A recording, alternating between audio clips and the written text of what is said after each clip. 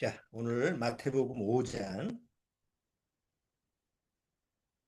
자, 예수님이 말씀하신 8가지 복에 대해서 마지막 부분, 내용을 오늘 같이 한번, 말씀을 나눠보도록 하겠습니다. 5장 1절서부터 12절까지 또 한번 읽어보고, 전체적으로 한번 살펴보도록 하죠. 5장 1절서부터 천천히 한번 읽어보겠습니다. 예수께서 무리를 보시고 산에 올라가 앉으시니 제자들이 나아온지라 입을 열어 가르쳐 가라사대 때 심령이 가난한 자는 복이 있나니 천국이 저희 것이며 애통하는 자는 복이 있나니 저희가 위로를 받을 것이며 온유한 자는 복이 있나니 저희가 땅을 기업으로 받을 것이며 의에 줄이고 목마른 자는 복이 있나니 저희가 배부를 것이며 긍휼히 여기는 자는 복이 있나니 저희가 긍휼히 여김을 받을 것이며 마음이 청결한 자는 복이 있나니 저희가 하나님을 볼 것이며 화평케 하는 자는 복이 있나니 저희가 하나님의 아들이라 일컬음을 받을 것이며 의를 위하여 핍박을 받은 자는 복이 있나니 천국이 저희 것임이라. 나를 인하여 너희를 욕하고 핍박하고 거짓으로 너희를 거스려 모든 악한 말을 할 때에는 너희에게 복이 있나니 기뻐하고 즐거워하라. 하늘에서 너희의 상이 큼이라. 너희 전에 있던 선자들을 이같이 핍박하였느니라.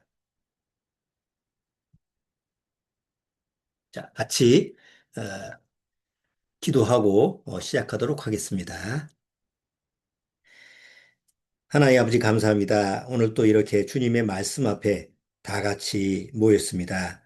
정말 이 마지막 때 우리가 구원의 생명이 없다면 또 하나님이 주시고자 하는 영원한 생명의 약속이 없다면 우리는 하나님 앞에서 정말 어딘지 어디로 가야 될지, 어떻게 해야 될지 모르는 그런 불확실하고 암담한 어리석은 그런 삶을 살아갈 수밖에 없는 그런 존재이었을 것입니다. 그런데 다행히 하나님의 은혜로 구원받고 나서 이제 하나님의 그 자녀가 된 그 삶을 우리가 영위하고 있습니다. 주님께서 말씀하시는 마지막 때가 점점 가까이 오고 있다는 것을 우리가 피부적으로 또 감지하고 있습니다. 이런 때 더 말씀 앞에 정신을 차리고 항상 그 말씀을 통해서 살아갈 수 있도록 주님께서 인도하옵시고 우리 믿음의 가족 식구 중에서 정말 구원의 문제가 해결되지 않은 그런 여러 식구들이 정말 구원받을 수 있도록 주님께서 그들의 심령을 인도하여 주옵소서. 또 그들을 위해서 기도하고 간구하고 구원받을 수 있도록 우리가 복음을 전하는 그런 열정을 잊어버리지 않게 하옵소서. 오늘도 주님이 말씀을 통해서 우리 심령 안에 잘 깨달을 수 있도록 지혜와 명철을 허락해 주옵소서. 시종을 주님께 의탁드리며 예수님의 이름으로 기도드리옵나이다. 아멘.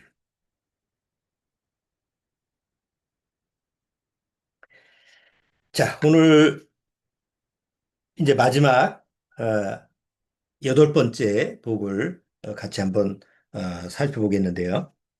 그 첫 번째 우리가 심령이 가난한 자가 복이 있다라고 하는 것을 첫 번째 다뤄봤는데 그 심령이 가난한 자가 왜 복이 있느냐? 천국이 저희 것입니다. 그첫 번째 복에 대해서 나왔죠. 그런데 마지막 복도 마찬가지로 의를 위하여 핍박을 받는 자는 천국이 저희 것이다. 그러니까 천국에서 시작해서 천국으로 끝나요. 자, 우리가 하나님 앞에서 인생 별거 없습니다. 죄인으로 태어나서 죄인으로 죽는다라고 하는 것은 하나님의 뜻이 아니죠. 그래서 죄인으로 태어나서 죄인으로 끝나는 것은 아무리 뭐 세상에서 영광스럽게 살고, 막 의미 있게 살고, 또 세상에서 사람들이 칭찬을 하고 그런 삶을 살았다 하더라도 하나님 앞에서는 아무것도 아니에요. 그냥 바람 같은 존재죠. 무의미한 삶이에요. 그런데 구원받은 사람의 삶은 바로 이 세상에 태어나는 것이 천국 백성이 되는 거고, 천국 가기 위해서 이 세상에 태어나서 사는 것이라고 하는 것이 하나님이 우리한테 주신 뜻이에요. 그래서 여덟 가지 복을 이렇게 순서로 보면 첫 번째, 심령의 가난한 자의 복은 뭐냐? 천국이 저희 것이다. 근데 마지막 여덟 번째도 그러면 의를 위해서 핍박을 받은 자는 무슨 복을 받느냐? 똑같이 천국이 저희 것이다. 그러니까 천국으로 시작해서 천국으로 끝나야지 우리 신앙이라고 하는 것이 뭐 처음 믿어서 나 천국 가네 이렇게 얘기하다가 마지막에 지옥 간다고 한다면 그건 아무 소용 가치가 없는 거예요. 그래서 이 마지막 여덟 번째 이 복이 의로 인해서 핍박을 받는 자가 천국이 저희 것인데 왜 이게 마지막 여덟 번째 복이 들어가 있느냐? 왜 여덟 번째 의를 위해서 핍박을 받는 그 내용이 들어가 있느냐? 이 부분이 오늘 우리가 다뤄야 될 내용이죠. 굉장히 중요한 부분입니다. 물론 다음 주에 가서 다시 여덟 가지 복을 이렇게 쭉 순서적으로 설명을 하면서 다음 주에 이제 좀 마지막 정리를 해드리겠지만 오늘 마지막 여덟 번째 복에 대해서 왜 의를 위해서 핍박을 받는다는 것이 우리한테 중요한 것인지 그런 부분을 오늘 같이 한번 살펴보겠습니다. 자, 요 내용을 보면 지금은 우리하고는 좀 거리가 먼 얘기 같아요. 왜냐하면 실제로 우리가 구원받고 나서 무슨 핍박을 받는 것이 피부적으로 이렇게 오는 게 아니죠. 우리가 지금 뭐 국가적으로 무슨 제약을 받는다든가 아니면 우리가 지금 믿는 신앙을 고수하기 위해서 어 우리가 뭐 다른 사람과 뭐 이렇게 갈등을 빚는다든가 사실 그런 부분도 없잖아요. 그렇기 때문에 핍박이라고 하는 말이 우리하고는 좀 거리가 있는 것 같고, 핍박, 박해, 이런 말을 들으면, 기독교인들이 옛날에 복음을 전하다가 순교당한 사람, 2000년 전에, 그 구원받은 사람이 뭐 원형 경기장에서 사자한테 찢겨 죽는다든가, 뭐 인간 촛대로 죽는다든가, 그런 내용에 대해서 핍박과 박해에 대한 얘기를 연관시키지, 나하고 연관시키기는 그렇게 쉽지가 않죠. 그런데 이걸 한번 생각해 보세요. 세상에서도 의를 위해서 핍박을 받는 자가 없나요? 있나요? 우리가 세상 사는 그 세상에서도 옳은 거를 위해서 핍박받고 박해받는 사람이 많습니다. 종교적인 면이나 사회적인 면, 이런 면에서. 자, 그렇죠? 종교적인 면에서 옛날 그 우리나라 신라 시대 때 불교를 국교로 하기 위해서 하다가 순교를 당한 그 중이 있죠. 유명한 뭐 역사를 배울 때 배우잖아요. 최초의 불교 순교자 이차돈 기억나십니까? 이차돈이라고 하는 그 사람이 신라의 불교라고 하는 것을 그냥 한 나라의 신라의 국교로 이렇게 세우려고 하는 일을 하다가 결국 순교를 당하죠. 그럼 그 사람은 나름대로 자기 종교적인 의의를 위해서 어, 순교를 당한 사람이잖아요. 우리나라의 유명한 김대건 신부 아시죠? 천주교의 어, 뭐 가장 유명한 순교자니까. 그리고 그 우리나라의 천주교가 들어왔을 때 박해를 받은 사람들의 이름을 이제 성인으로 올려서 그 카톨릭 그 교황청에서도 인정한 성인이 103명이라며요. 103인신 뭐 성인 해가지고 다 성인으로 추앙받잖아요. 자, 그들 나름대로 의인이에요. 세상에서도 인정해주는 종교적인 의인이에요. 우리나라 개신교도 마찬가지예요. 그 처음에 우리나라한테 그 천주교가 처음에 들어왔죠. 근데 막 그때 당시 막 박해를 받았어요. 그러다가 중국에 있던 개신교 또 선교사들이 에, 그런 소식을 듣고 나서 우리나라에서 천주교가 박해를 받는다. 뭐 그래서 거기에 박해를 받는 사람이 중국에 넘어갔어요. 그 중국에 넘어가서 거기 개신교 목사하고 또 만나서 우리나라도 복음을 이제 접했구나. 그래서 개신교 목사가 이제 선교사가 우리나라에 가서 복음을 전해야 되겠다. 이런 사람들이 또 많이 왔어요. 그중에 이제 유명한 제너럴 셔머너 영국의 상선이 있었죠. 제너럴 샤머노가 우리나라의 저 평양 쪽, 대동강 쪽으로 이렇게 들어오다가 결국 거기서 이제 처참하게 다 죽음을 당하잖아요.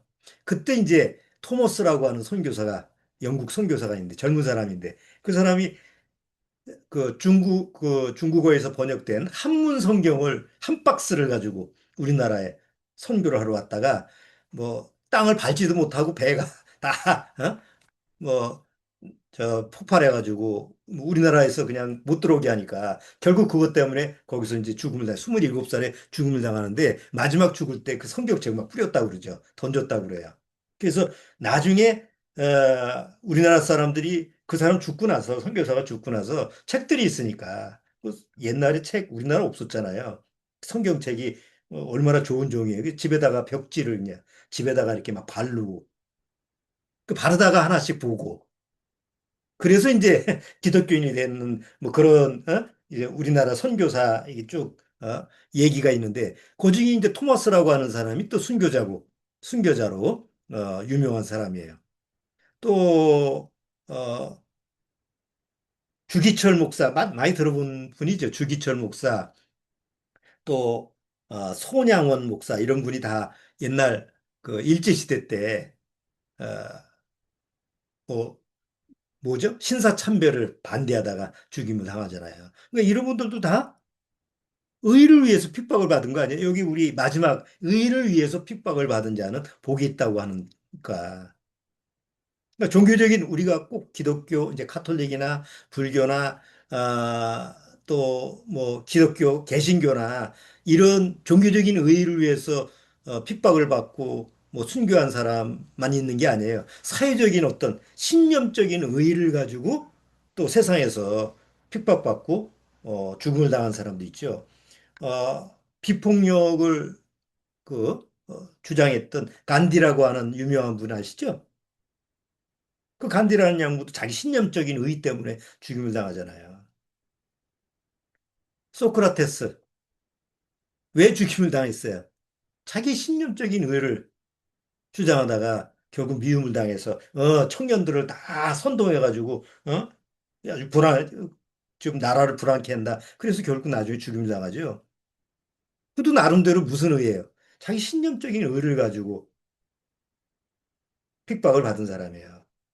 갈릴레오 갈릴레이 지동설을 주장하다가 그 당사에 지구를 중심으로 태양이 돈다 이제 세상이 돌아간다 이제 그거 주장하다가 죽임을 당했어요. 아니 그게 뭐라고? 그러면 그런가 보다 하면 되지. 그 당시에는 그게 저거 하나님을 중심으로 해서 돌아가는 게 세상인데 저기 지구를 중심으로 돌아간다. 그래서 죽임을 당한 거 아니에요. 자, 그러면 여기 지금 제가 예를 들었던 종교적인 의의나 아니면 뭐 자기 신념적인 의의나 이런 부분을 해서 나름대로 의의를 위해서 핍박을 받고 죽임을 당했던 사람이에요. 그러면 예수님이 여기서 얘기하시는 의의를 위해서 핍박을 받은 자는 복이 있다라고 하는 그 의의를 위해서 핍박을 받는 거하고 그들이 가지고 있는 의의하고 무슨 차이점이 있는 거죠? 요즘에 선거철만 되면 태극기 부대에 나타나가지고 목사들이 앞에 나서서 우리나라의 정의구현을 실현한다. 그래가지고 맨날 앞에서 난리를 치고 감옥에 들어갔다 나왔다 들어갔다 나왔다 그러죠? 그들이 감옥 들어가면서도 뭐라고 그래요? 나는 정의를 위해서 하나님의 그 정의를 위해서 나 이렇게 핍박받는다. 이렇게 주장을 하잖아요. 뭐 그들이 얘기하고 있는 의의는 뭐냐 이거죠. 여기서 의를 위하여 핍박을 받는 자는 할 때 이 앞에 의라고 하는 것이 누구의 의가 중요해요. 그냥 의를 위하여 그렇게 읽으면 헷갈려요. 아니 그래. 그 카톨릭의 뭐 김대건 신부, 불교의 이차돈, 뭐 유명한 간디, 소크라테스 이런 사람도 나름대로 의를 위해서 핍박을 받고 죽임을 당했는데 그러면 뭐 우리가 얘기하는 의는 뭐고야? 자, 여기서 예수님이 얘기하시는 의를 위하여 핍박을 받는 자는 할 때 그 의는 누구의 의예요? 오직 하나님의 의예요. 하나님의 의를 위하여 핍박을 받은 자는 복이 있는 거지. 그냥 세상의, 인간적인 자기의, 뭐 신념적인 아까의, 그것도 다 세상이 보기에는 옳은 거지만 하나님 보시기에는 옳은 게 아니에요. 우리가 성경에 보면 사람들이 자기 눈에 보기에는 옳게 보일지라도 자기가 눈에 보기에는 옳을지라도 하나님이 보시기에는 그게 옳은 게 아니다 말이에요. 근데 자꾸 사람들은 자기가 중심이고 자기 어떤 중심적인 생각에서 나도 이렇게 옳게 생각하니까 하나님도 옳게 보시겠지. 이렇게 착각을 하죠. 우리도 그렇죠. 어떤 행동을 하고 판단을 하고 어떤 결정을 내리고 했을 때, 내가 이게 옳게 생각하고 판단을 하고 결정을 했으니까 하나님도 옳게 생각할 거야. 이렇게 생각하는 경우가 많잖아요, 우리가. 근데 아니다. 그죠? 하나님의 의라고 하는 것은 결국은 하나님으로부터 온 의만 인정이 돼야 되는 거예요. 자, 그러면 하나님으로부터 오는 의는 뭘까요? 하나님으로부터 나오는 의라고 하는 건 뭘까요? 우리가 성경을 통해서 쭉 하나님의 의를 대변했던 사람, 하나님의 의 때문에 핍박받은 사람, 하나님의 의 때문에 박해받은 사람. 예를 한번 들어볼까요? 옛날 가인과 아벨. 아벨이 자기 형 가인 때문에 죽었죠? 뭐 때문에 죽었어요? 형제간에 뭐 땅 싸움? 재산 싸움? 아벨이 죽은 이유가 뭐예요? 성경에서는 의로운 아벨이 의의 아벨이 가인한테 죽었죠? 뭘 가지고 있었어요? 바로 하나님의 의예요. 하나님이 옳게 여기시는 것은 바로 내 죄 때문에 희생제물의 피를 하나님께 드리는 거야. 이거 하나 사실을 알고 있었던 거예요. 근데 가인은 조금 기본적인 거를 알면서도 인정을 안 하고 자기한테 적용시키지 않죠. 그러니까 아니야. 뭐, 별볼이 없는 그런 걸 가지고 의라고 그래. 내가 정성스럽게 농사 져가지고 거기서 제일 깨끗하고 좋은 걸 하나님께 드려야지. 내 열심을 드려야지 하나님이 기뻐하시지. 자기 의를 가지고 하나님 앞에 드리는데 하나님이 안 받았잖아요. 아벨 것만 받으니까 그때 가인이 마음속에서 뭘 품었어요? 아이, 마음에 분노가 일어나서 아벨을 죽여버리는 거 아니에요. 아니, 아벨이 자기 형한테 뭘 잘못했어? 뭐 재산을 빼앗았어? 뭐 욕을 했어? 뭐가 있어? 하나님의 의를 가지고 있었던 거, 그거 하나 때문에 핍박을 받고 죽임을 당한 거죠. 노아 때, 노아가 100년 동안 방주를 짓죠. 그러고 나서 방주를 지면서 열심히 하나님의 의를 선포했어요. 주변의 모든 사람들은 노아를 미친 노인네, 미친 욕을 하고 동조를 하지 않아요. 노아가 방주를 짓는 것이 보여요. 뭐예요, 그게? 그 당시에는 비가 한 번도 온 적이 없어요. 홍수라는 것을 경험해 본 적이 없던 시대예요. 근데 노아는 바로 하나님 앞에 의인으로서 하나님의 말씀, 의를 지키고 있었던 거죠. 다윗, 사울왕한테 계속 10년 동안 쫓겨다녀요. 사울을 죽일 수도 있는 기회가 오는데도 안 죽이고 그냥 묵묵히 하나님의 때를 기다리죠. 근데 다윗이 핍박을 받는 그 이유가 뭐였어요? 하나님의 의를 붙잡고 있었기 때문에 그래요. 다른 이유가 없어요. 이사야, 예레미야, 에스겔, 다니엘 선지자들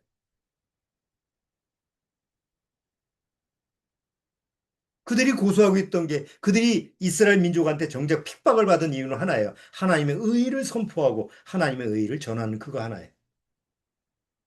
다니엘이 왜 사자굴에 들어가죠? 하나님의 의를 선포했기 때문에 그렇죠. 신약 시대의 사도 바울, 베드로, 나머지 사도들 그들이 세상에서 뭘 잘못했어요? 반란을 일으켰나요? 뭐 세상 걸 가지고 뭐 재산을 뭐 남의 것을 뺏고 그런 게 아니잖아요. 오직 하나님의 의를 선포하고 하나님의 의인의 삶을 살았는데 그것 때문에 핍박을 받고 결국 나중에는 순교를 당하죠. 자, 근데 그 중에 가장 의를 위해서 핍박을 받은 분이 누구예요? 예수님이에요. 예수님이 이 세상에 오셔서 하나님의 아들로 이 세상에 오셨는데 왜 세상에 대해서 세상이 예수님을 핍박하고 박해를 하고 미워하고 결국 나중에는 십자가에 못을 박죠. 예수님이 핍박을 받고 박해를 받는 이유가 뭐예요? 예수님이 무슨 잘못을 했죠? 세상에 대해서 무슨 피해를 입혔어요?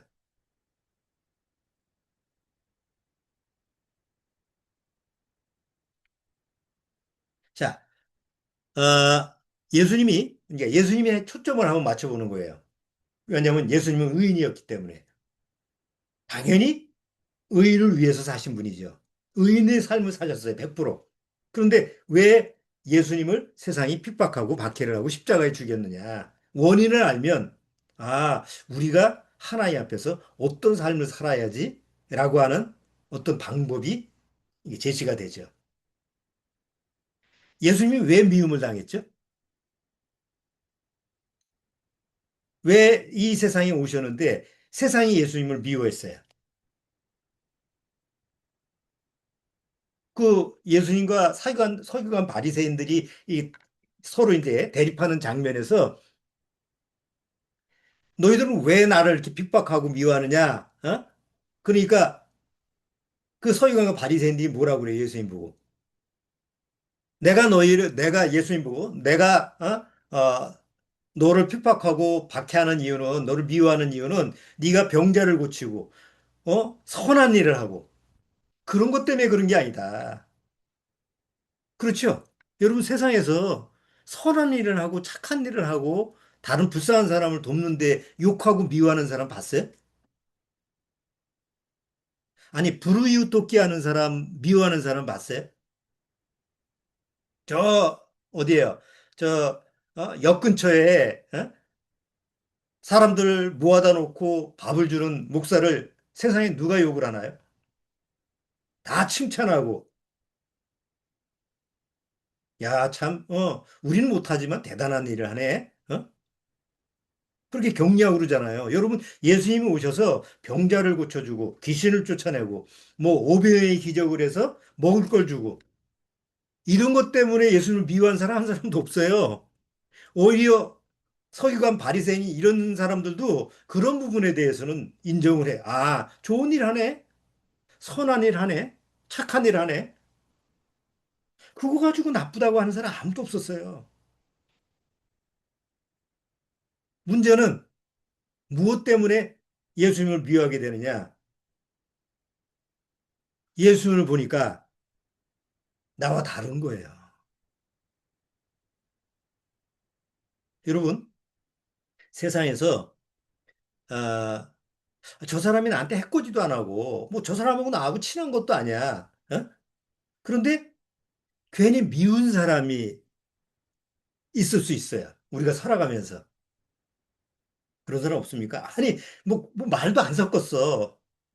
근데 보면 그냥 저 사람은 뭐 주고받는 것도 없이 미워.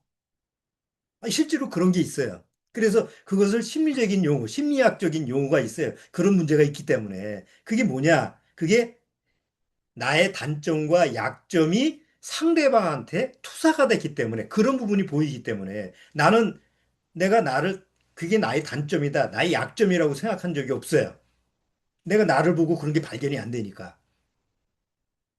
내가 말하는 습관이나 아니면 내 행동하는 모습이나 뭐 이런 부분이 있는데 어느 날 우연히 저 사람하고 늘 마주치는데 아니 뭐 나하고 맞섞지도 않았는데 괜히 미워 죽겠어. 괜히 미운 마음이 들어. 이상하네. 왜 그러지? 왜 그러냐? 내가 가지고 있는 내가 싫어하는 내 단점, 약점이 그 사람을 통해서 딱 보였기 때문에 그런 거예요. 그러니까 괜히 그 사람이 미운 게 아니라 그 사람을 통해서 투사가 된 내 모습이 미워지는 거죠. 그래서 그런 심리학적인 용어로 투사라고 그래요. 그러면 예수님을 보세요. 그 당시에 예수님을 만났던 사람들이 예수님을 봤는데, 어? 나의 단점과 약점이 있네? 그런 분이 보여가지고 예수님이 미워 보일까요? 그럴 수가 없죠. 왜냐하면 예수님은 단점과 약점이 없었으니까. 그러니까 이런 인간적인 어떤 그런 요소, 심리학적인 용어도 예수님하고는 적용이 안 되는 거예요. 그럼 왜 예수님이 이 세상에 오셨을 때 미움을 당했느냐? 사람들이 예수님을 딱 만나자마자 예수님과 대면하면 전혀 나하고 다르다라는 걸 발견하는 거예요. 뭔가 이질적으로 달라. 그러니까 말은 안 했는데도 저 사람 앞에 딱 서기만 하면 뭔가 내가 위축이 되고 뭔가 내가 좀, 좀, 저 사람보다는 내가 좀 너무 못한 것 같아. 어? 실제로 그렇지 않은데 그런 모습이 딱 감지가 되면 세상에서도 그 사람하고 가깝게, 예? 이렇게 하기 싫잖아요. 더군다나 완벽한 예수님을 만났을 때 사람들의 모습이 어떨까요? 차라리 예수님을 만나고 나서, 저분한테는 나는 뭐 비교도 안 되는구나. 저분 앞에서는 나라고 하는 존재는 조금도 내세울 수가 없구나. 아예 자기를 딱 굽히면 예수님 앞에서 그런 사람들 많았잖아요. 특히 가장 약한 사람들은 그럴 수밖에 없는 거예요. 병자들, 귀신 들린 자들. 내세울 게 없으니까. 그런데 자기 나름대로 내세울 수 있는 사람들, 종교적인 그런 권위, 석유관 바리새인들, 또 세상적인 어떤 그 재물이 많은 사람들, 이런 사람들은 예수님 앞에서 세상 사람들 앞에서는 자기가 가지고 있는 재산, 자기가 가지고 있는 권력, 자기가 가지고 있는 지식, 이런 걸 가지고 딱 뻐기고 그 사람 앞에서 자기를 내세울 수 있는데, 아니 예수님 앞에 가니까 아무것도 없는데 정말 나보다 형편없이 가난한 것 같고, 나보다 형편없이 무식한 것 같고, 나보다 형편없이 그냥, 그런 뭐 외형적인 모습도 형편없는데 가까이 갈 수가 없는 거예요. 말을 붙일 수가 없는 거예요. 그리고 저 사람 앞에 말 한마디 하면 다 들통이 날 것 같은 그런 마음이 덜커덕 드니까 마음에서 어떤 마음이 드는 거예요? 괜히 미운 거예요. 그럼 괜히 미우면 저 사람한테 뭘 허물이라도 단점이라도 약점이라도 끄집어내야 되잖아요. 그래서 집요하게 쫓아다니는 거예요. 그렇죠? 이상하게 예수님 행적을 보면 그 당시 예수님 미워했던 사람들이 미워하면 안 보면 그만이잖아요. 근데 왜 쫓아다니면서 계속 약점을 들춰내고 뭔가 실수하지 않을까? 왜 이런 거를 어? 끄집어내려고 그렇게 안달이 났을까요?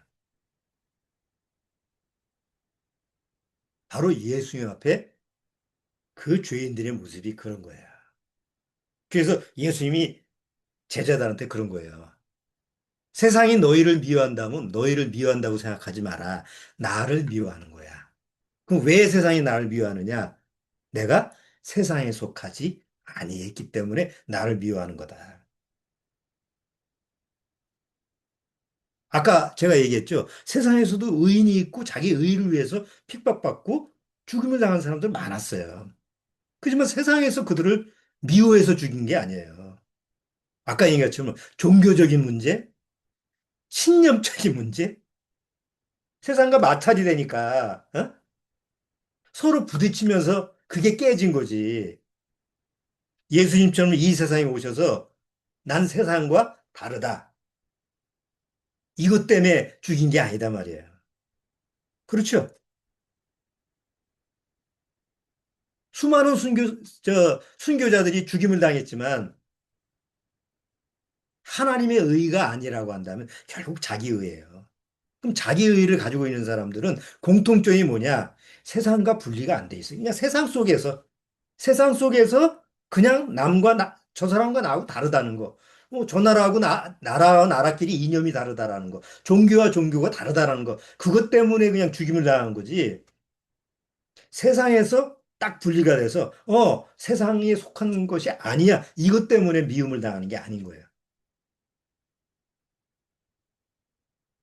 그런 구분을 잘 하셔야 돼요. 아, 성경에서 말하는 의에 대한 얘기를 할 때는, 우선 첫 번째 세상에 속하지 아니해야 되는구나.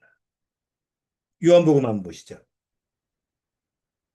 요한복음 15장.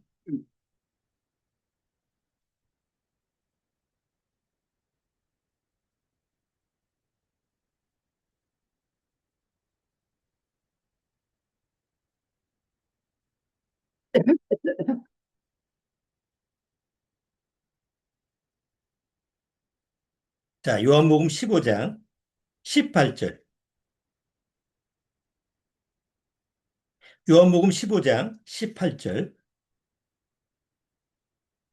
세상이 너희를 미워하면 너희보다 먼저 나를 미워한 줄을 알라. 너희가 세상에 속하였으면 세상이 자기의 것을 사랑할 터이나 너희는 세상에 속한 자가 아니요 도리어 세상에서 나의 택함을 입은 자인 고로 세상에 너희를 미워하느니라.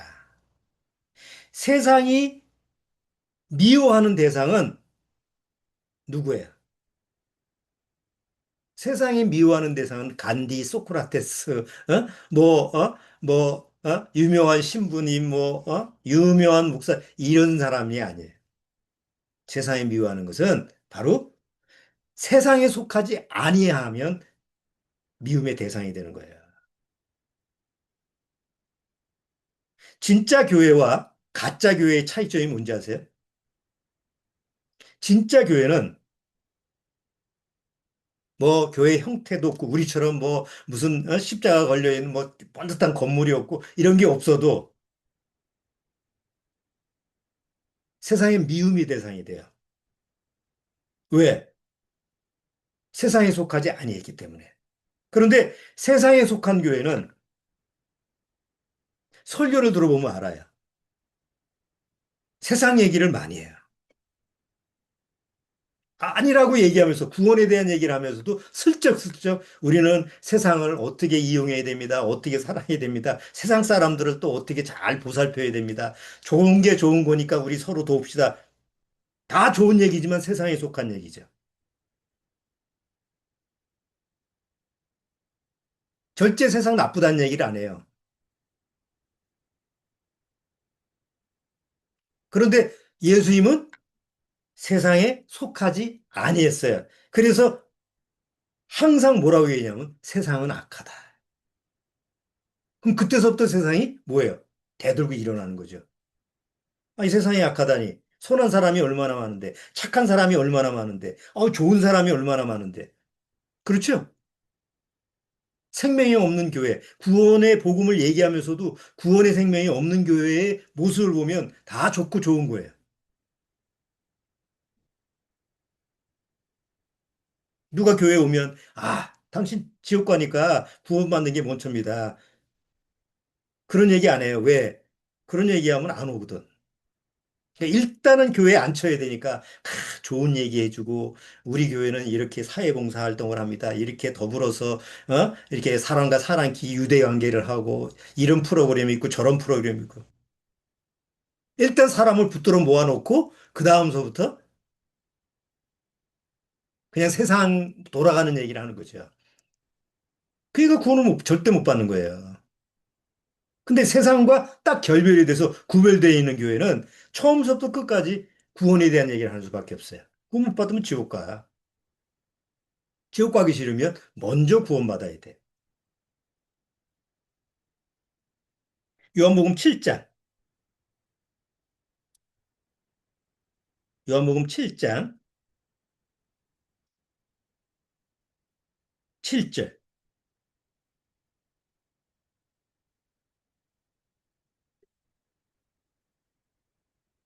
자, 요한복음 7장 7절. 예수님이 하신 말씀 보세요. 7절. 세상이 너희를 미워하지 못하되 나를 미워하나니 이는 내가 세상의 행사를 악하다 증거함이라. 왜 예수님을 미워한다고 그래요?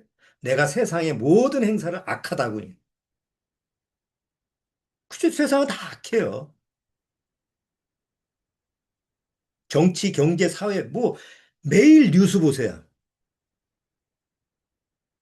그 뿌리는 다 악으로부터 오는 거예요. 욕심으로부터 오는 거고. 그렇죠? 요새 선거철만 되면 또 정치 얘기 나오면 다, 뭐 외형적으로는 뭘 잘하겠네, 뭐 나라를 위해서 또 법석을 떨고 얘기하지만 그 밑바닥에는 항상 뭐가 들어가 있어요. 다 자기 욕심이 들어. 그게 세상이에요. 그 여러분 텔레비전 보시면 가끔 뭐 불쌍한 사람 돕고 저 아프리카에 뭐 기아 돕고 다 돕는 그 후원하라고 그렇게 나오죠? 얼마나 좋고 선한 일이에요. 그리고 그것이 구원은 아니잖아요. 구원받게 하는 일은 아니잖아요. 그러니까 세상에서는 선하고 착한 일이기 때문에 필요한 일이지만 그게 하나님이 인정하시는 의의는 아니다 말이에요. 그렇게 잘 먹여서 그렇게 죽지 않게 잘 약도 먹이고 그렇게 해서 결국 지옥 가게 한다면 그게 무슨 의의예요? 근데 세상은 먼저 사람들의 필요를 채워주는 것을 그게 옳은 의다 생각하는 거야. 근데 성경에서는 안 그래요. 요한복음 16장 33절.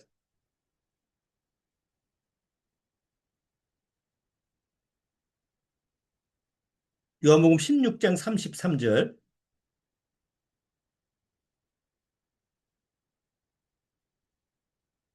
이것을 너희에게 이름은 너희로 내 안에서 평안을 누리게 하려 함이라. 세상에서는 너희가 뭘 당한다고 했죠? 세상에서 너희가 환난을 당하나. 물론 이때 제자들한테 이제 앞으로 너희들한테 이루어질 고난과 환난을 미리 얘기하신 거지만 뭐 우리한테는 적용이 안 되나요? 우리도 마찬가지죠.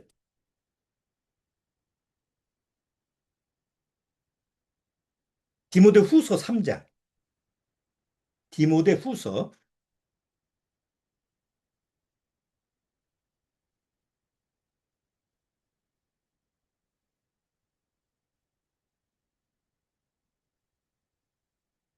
자, 디모데 후서 3장 12절. 디모데 후서 3장 12절. 무릇 그리스도 예수 안에서 경건하게 살고자 하는 자는 핍박을 받으리라. 핍박을 아무나 받는 게 아니에요. 그리스도 안에 있으면 핍박을 받는 게 아니에요. 그리스도 안에서 있는데도 핍박을 안 받고 살 수 있어요. 그럼 다 그걸 원하죠. 근데 아까 의를 위하여 핍박을 받는 자는 천국이 저희 것이며라고 그랬잖아요. 그러니까 의를 위해서 핍박을 받을 수도 있고 안 받을 수도 있는 게 아니라 의를 위해서 핍박을 받으면 천국이 보이니까 당연히 핍박과 여기 고난, 환난이라고 하는 것이 당연히 주어져야 되는데 어떻게 살아야지 이게 핍박과 이 박해가 오느냐? 경건하게 살려고 하면 그런 게 오더라 말이에요. 단 그리스도 안에서. 베드로 전서, 베드로 전서도 한번 보시죠.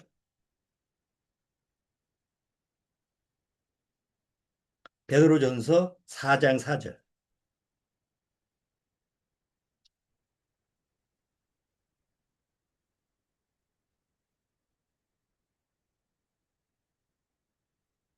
자, 베드로 전서 4장 2절부터 볼게요. 어, 4장 1절부터 제가 읽어볼게요. 그리스도께서 이미 육체의 고난을 받으셨으니 너희도 같은 마음으로 갑옷을 삼으라. 이는 육체의 고난을 받은 자가 죄를 그쳤음이니 그 후로는 다시 사람의 정욕을 쫓지 않고 오직 하나님의 뜻을 쫓아 육체의 남은 때를 살게 하려 함이라. 너희가 음란과 정욕과 술 취함과 방탕과 연락과 무법한 우상 숭배를 하여 이방인의 뜻을 쫓아 행한 것이 지나간 때가 족하도다. 아, 구원받기 전에 그렇게 살았으면 그게 좋겠어. 그렇지만 구원받은 다음에는 4절 이러므로 너희가 저희와 함께 그런 극한 방탕에 다름질하지 아니하는 것을 저희가 이상히 여겨 비방하나 비방을 받는단 말이에요. 왜? 아, 옛날에는 우리하고 똑같이 살다가 어느 날 아이 딱싹 바뀌어가지고 나하고 다른 삶을 살아. 그러면 이제 비난의 대상이 되고 그 다음에 이제 핍박의 대상이 되는 거예요. 여러분 그렇지 않습니까? 저도 옛날에 친구들 많고 그랬는데 제가 구원받고 나서 그 당시에 정말 구원받고 나서 이 구원이 얼마나 나한테는 큰 충격이고 한 건지 뭐 친구들 쫓아다니면서 이제 그 당시 다방이죠. 막 침 튀기면서 얘기하고 기회만 있을 때 직장 내가 쫓아가가지고 얘기하고 참 그때 많이 했어요. 지금 보면 참 말도 안 되는 얘기를 붙들어 놓고 얘기했는데 근데 아주 어릴 때서부터 친했던 그 친구들이었는데 구원받고 나서 복음을 전하면서 서서히 전화도 안 받고 만나자고 그래도 뭐 바쁘다고 그러더니 하나씩 하나씩 끊어지더라고요. 그리고 여태껏 연락이 안 되는 친구도 있어요.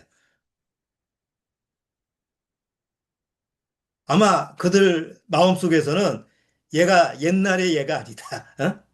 그리고 잘못 잡혔다가는 나는 어? 뭐 그냥 교인 하나 되겠다 이렇게 생각해서 그런지 사실은 다 이제 분리가 돼서 물론 그 이후에는 어떻게 뭐 시간도 나도 없고 목사가 되고 나서는 더더욱 그렇게 만날 기회가 없었어요. 근데 어찌 보면 그렇게 친해. 그한 십몇 년을 같이 뭐 정말 형제처럼 그 집에 가서 자기도 하고 그럼에도 불구하고 나중에 구원받고 나서 딱 분리가 되는 거 보면 그것도 신기해요. 그렇잖아요. 여러분 세상에서 보면 친구들이 어릴 때서부터 이렇게 자라다 보면 나중에 나이 먹어서도 거의 같은 형제처럼 살아가잖아요. 근데 구원받으면 그게 안 되더라고요. 딱 정리가 되더라고요. 여기 그런 비방에 짱구야 그만해. 자, 우리가 구원받고 나서 우리의 삶이 하나님이 원하시는 쪽에 경건한 삶 쪽에 맞추게 되면 어찌 보면 세상에서는 단절되고 재미없는 사람이 되고 친구가 없는 사람이 되고 뭔가 고립되는 사람이 되고 사실 그렇게 돼요. 근데 어떤 면에서 보면 그게 우리가 받아야 될 고난과 환난일 수 있다는 거죠. 근데 그걸 무서워하면 그걸 두려워하면 사실은 구원받았어도 세상과 분리가 되기가 쉽지 않은 거예요. 그렇죠? 이건 세상 친구를 멀리하고 분리시키라는 얘기가 아니에요. 우리가 하나님 앞에서 의를 위해서 핍박받는다는 게 뭐냐라고 하는 것을 우리가 좀 깨달으려면 그 원리를 좀 알아야 된다는 거죠. 자, 어쨌든 하나님의 의로 핍박받는다라는 것은 어떤 행위적인 문제가 아니고 이 세상에 속한 자가 아니어야 되고 이 예수님처럼 이 세상이 악하다고 선포를 해야 되고 그리고 그리스도 안에서 경건하게 살게 되면 자동적으로 핍박을 받고 박해를 받고 미움을 당하게 된다라는 거. 자, 그것은 옛날 얘기가 아니라 지금도 마찬가지예요.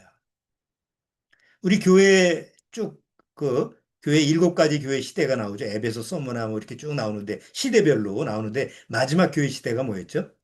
라오디게아 교회 시대. 라오디게아 교회 시대의 특징은 뭐예요? 차지도 않고 덥지도 않아요. 미지근해요.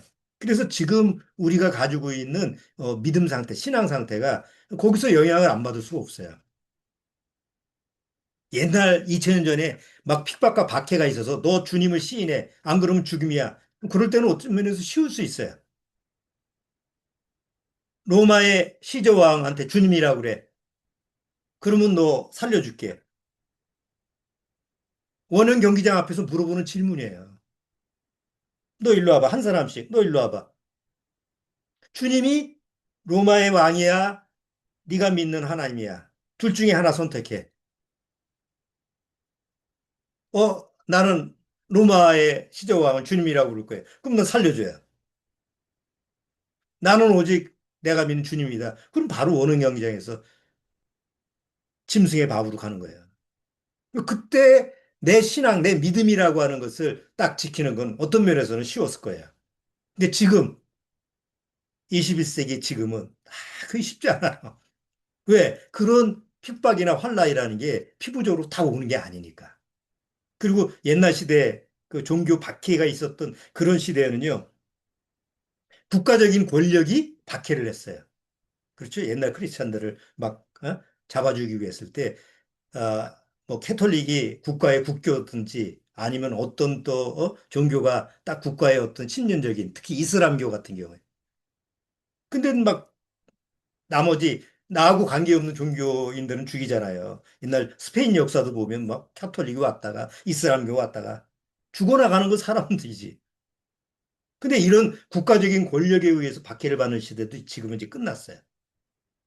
아직 덜어는 있죠. 이슬람 국가라든가 아니면 뭐 저 북한이나 중국이나 이런 데는 이념적인 어떤 게 남아 있어서 아직도 지하교회가 있고 박해를 받는 이런 사람들이 있다고 그래요. 그렇지만 대다수 세상에서는 옛날처럼 그런 박해는 없어요.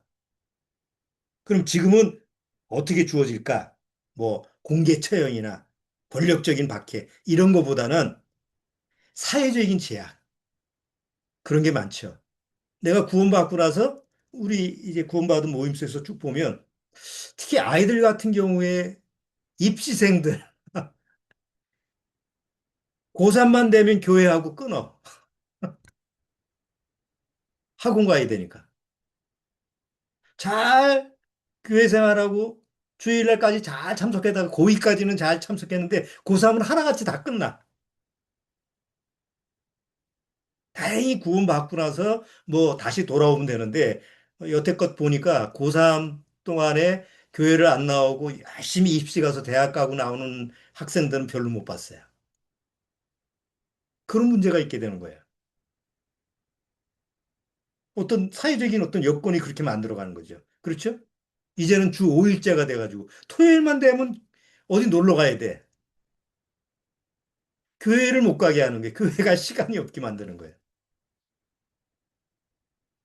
또 직장 같은 데에서도 교회 나가는 거 요새는 뭐 일이 많으면 주일날 가서 일해야 되잖아요. 아니 나는 교회 가야 되기 때문에 못 갑니다. 그럼 직장에서 좋아할까요? 어디 집회 있는데 어디 모임이 있는데 난 교회 가야 됩니다. 그러면 사표 쓰세요. 교회에 가서 사세요. 그러지 세상에서는. 그러니까 그런 식이지. 뭐 직장적인 불이익이라든가 막 가족끼리 단절 상태가 된다든가 이런 부분으로 우리가 핍박을 받고 고난을 당할 수 있는 그런 부분이 많죠. 그렇지만 옛날처럼 막 순교를 당한다거나 아니면 죽임을 당하거나 이런 시대는 아니에요. 근데 마지막 7년 날 때는 다시 그때가 와요. 우리가 하나님 앞에서 경건하게 산다는 건 뭐예요? 사실 하나님 앞에 정직하게 산다는 거예요. 하나님 앞에서 뭐 좀 공명정대하게 올바르게 살기 위해서 사는 건데 세상 사람들은 그거 싫어해요. 이 그냥 둥글게 그냥 좁고 좋게 그냥 넘어가는 거지. 뭘 그렇게 칼 자르듯이 그래. 다 세상 사람도 싫어해요. 그럼 세상 사람이 싫어한다고 그래서 그렇게 맞춰줄 수는 없잖아요. 예수님이 그렇게 못 맞추듯이. 그러다 보니까 상대적으로 본의 아니게 미움을 당하고 본의 아니게 따돌림을 당하고 본의 아니게 세상에서 이렇게 분리가 될 수밖에 없는데 어쩔 수가 없는 거죠. 원래 캐톨릭이라는 단어 딱 자체가 분리가 되다라는 뜻이에요. 그러니까 초창기 캐톨릭이라는 것은 세상과 분리가 되다 이런 뜻으로 시작된 건데 지금은 분리가 되는 게 아니라 하나가 되는 거예요.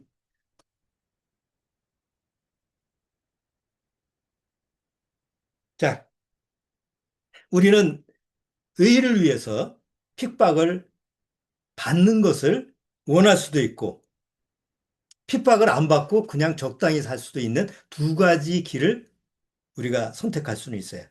구원이 취소가 되는 건 아니에요. 왜? 내가 핍박을 안 받으려면 굳이 경건하게 안 살면 되니까. 그냥 구원받아도 구원받지 않은 척, 구원받았어도 뭐 나는 그냥 세상에 속한 사람처럼 그렇게 그냥 자기를 이렇게 적당하게 그냥 신앙생활하고 적당하게 믿음 생활하면서 그렇게 적당하게 살아갈 수도 있어요. 자, 문제는 그렇게 적당하게 사는데 아까 의를 위해서 핍박을 받는 자는 뭐가 주어지? 천국이 저희 것이며 이게 확신이 안 오는 거예요. 적당하게 살면. 그런데 내가 하나님 앞에서 의를 위해서 핍박을 받고 고난을 받고 환난을 당하고 이런 부분이 나한테 조금이라도 적용이 된다고 한다면 나한테는 늘 뭐가 보이는 거예요? 천국이 늘 확정이 되고 확신이 되는 거죠. 사실 우리가 구원받고 나서 삶의 목적이 뭐예요? 구원받고 천국 가는 거예요. 다른 거 없어요. 세상에서 뭐 부귀영화 누리는 게 아니잖아요. 아까도 얘기했지만 심령에 가난한 자는 천국이 저희 것이며 마지막 여덟 번째가 의로에서 핍박을 받은 자는 천국이 저희 것이며 천국에서 시작해 천국으로 끝나는 거예요. 구원받는 건 천국 백성이 되는 거고 우리가 구원받고 신앙생활하는 건 천국 백성으로 살아가기 위해서 훈련하는 거고 죽으면 천국 가는 거고 그 뭐 천국 빼면 아무것도 없어요. 그렇기 때문에 이런 천국에 대한 소망이 우리 안에 있다고 하면 여덟 번째, 의를 위해서 핍박을 받는다라는 부분에 대해서도 우리가 많이 묵상을 해야 될 부분이죠. 자, 오늘 의를 위해서 핍박받는 자는 천국이 저희 것이며 라는 부분을 같이 한번 다뤄봤는데 절대 자기의, 나로서부터 나오는 의는 절대로 하나님 앞에서 용납될 수 없다라는 거 우리가 다 잘 아시죠? 오직 하나님의 의, 그리스도 안에서부터 받은 예수 그리스도의 의로만 우리가 살아가야 된다는 거. 그리고 더불어서 의를 위해서 내가 경건하게 살 때 세상에서 오는 여러 가지 고난, 역경, 따돌림, 뭐 왕따, 미움 이것은 이상한 게 아니라 당연히 여겨야 된다는 거. 그리고 문제는 거기서 어떻게 내가 지혜롭게 대처할 것이냐. 같이 맞받아치고 싸우고 이건 방법은 아니잖아요. 그럴 때 어떻게 적절히 지혜롭게 내가 승리하면서 하나님 앞에서 의인으로 살아갈 수 있느냐. 이게 항상 우리의 기도의 제목이 돼야 되고 연구해야 되고 또 늘 말씀을 통해서 해답을 찾아가야 되는 그런 부분이라고 생각이 됩니다. 오늘 여덟 번째 복에 대해서 같이 한번 살펴봤습니다. 다음 주에 여덟 가지 복을 쭉 마무리하고 설명을 하면서 그렇게 또 다음 시간에 정리를 해보도록 하겠습니다. 자, 기도하고 마치도록 하죠.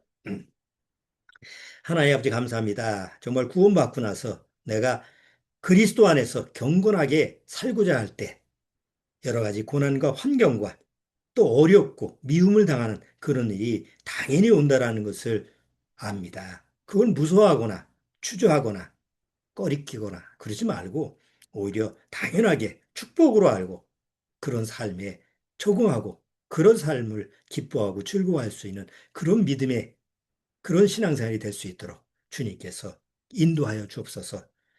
늘 주님 앞에 간절히 바라는 것은 아직 우리 가족 중에서 구원의 문제가 해결되지 않은 사람이 꼭 구원받기를 꼭 구원받아서 천국 반열에 같이 설 수 있도록 주님께서 꼭 그 영혼들을 불쌍히 여겨서 구원시켜 주옵소서. 예수님의 이름으로 축원합나이다. 아멘.